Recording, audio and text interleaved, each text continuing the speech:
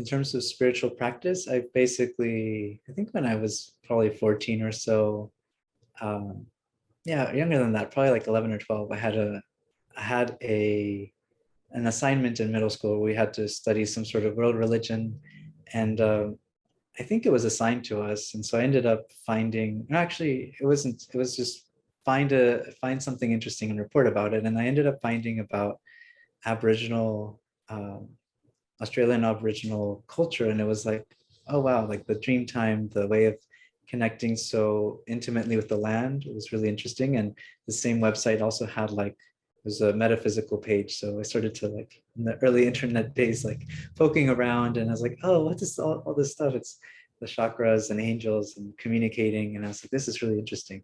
So when I was probably like within those years in high school, I started meditating the best I could, in Ohio, finding books about Zen and things online. And so I was like, okay. So then I went through like a long time of studying Buddhism and meditation. And that was basically like all through college. I did retreats, I did mindfulness, sorts of Buddhist practice, I did Zen practice, and that was really good. But I also felt like there were all these kinds of body sensations. I had my own health things that I was working through too. And I was like, well, how do I explain this? So then that's what kind of got me into Chinese medicine, and like, how do you know nature through the body? How do you know the natural rhythms of the world through the body? And that really expanded my view of how you could say things that are spiritual, things that are, how are things interconnected? How do they communicate and resonate? And then when I went to towards the end of acupuncture school, that's when I found the energy healing, energy reading techniques, the way that Wendy works with. And so I started doing more sort of, connecting on that level, which also answered some questions that didn't quite come up and be answered in the realm of acupuncture and Buddhism.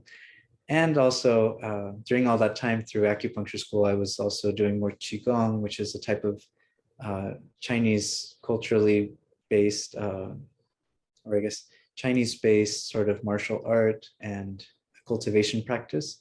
So through all those things, I kind of started to get a sense of like, okay, how do things connect? How do things have resonance with each other? And really, I think overall, like the underlying pattern to all this spirituality is that there's unseen patterns, unseen conditions that we can work with if we know how to tap into them. And so there's lots of different ways of expressing that, lots of different practices to get you to connect. But otherwise, it's like if you're living in a material world, everything's kind of disjointed and mechanical and doesn't quite lay the foundation for this kind of place that can bring about synchronicities, bring about changes that you couldn't quite necessarily predict otherwise. So it's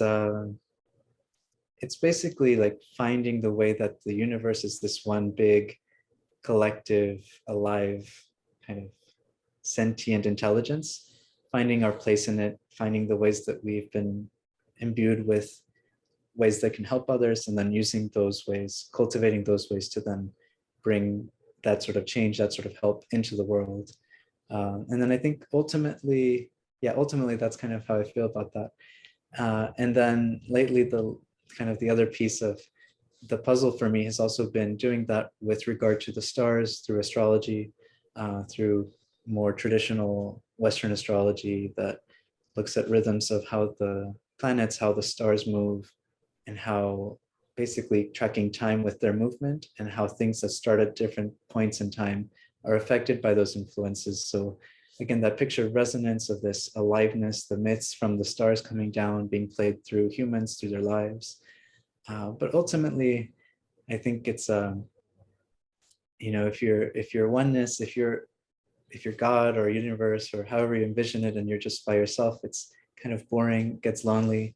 So you have all these different intelligent, beautiful people that are living life and giving life to different ways of expressing the many ways that we connect and the many ways that we are as humans. So basically giving individual characters to all these archetypes, and then seeing how things express, and ultimately using our skills to then help other people and and so on, helping the earth, helping animals, planets, the minerals, everything.